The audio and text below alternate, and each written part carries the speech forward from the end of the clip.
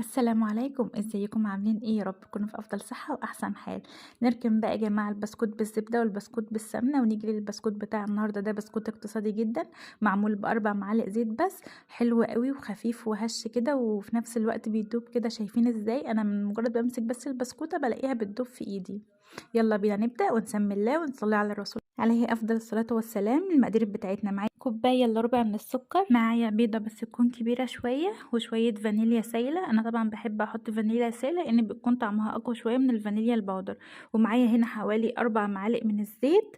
عندك مكعب زبدة صغير ممكن تزودي، بيدي طعم حلو قوي للبسكوت. ولو مفيش خلاص بنكتفي بال4 معالق زيت، وبضرب كل ده في الخلاط وبنزل بعد كده عليه بالدقيق.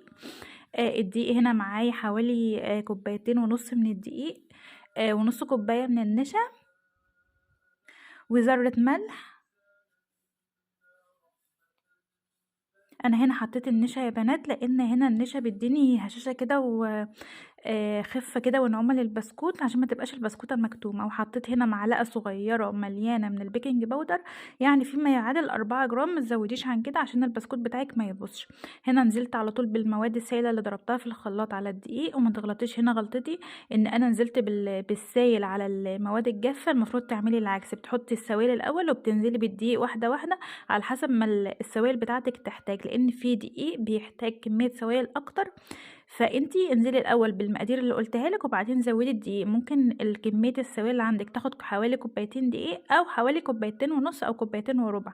شوفي بقى على حسب النوع اللي بتستخدميه هيحتاج معاكي سوائل قد ايه. وهنا قسمت الخليط لنصين، او العجينه بتاعتنا لنصين، بس حوالي نص اكبر من التاني شويه. سبت النص الابيض اللي هو الكبير واخدت الربع الاصغر. ضفت عليه معلقه كبيره من الكاكاو الخام. ما ينفعش هنا نحط الكاكاو اللي بيتشرب مع اللبن، بحط الكاكاو بتاع الحلويات. وهنا فرشت على سطح العمل عندي استرتش راب. ممكن تقدري تحطي كيس تلاجة عادي بتفتحيه بالنص كده وتفرديه، عشان في الاخر هنلف بالرول بتاعنا في التلاجة.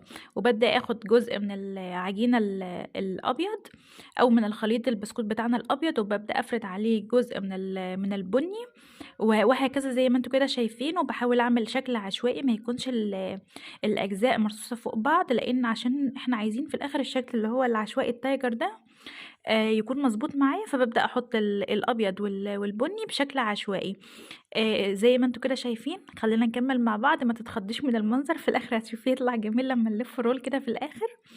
واحده واحده. انا هنا يا بنات ما كنتش عارفه ارول العجينه رول طويل كده، والله من كتر ما هي كانت ناعمه في ايدي خالص ما كانتش بتتلف كده. فكنت بحاول ان انا اخدها اجزاء اجزاء كده واسويها جنب بعض.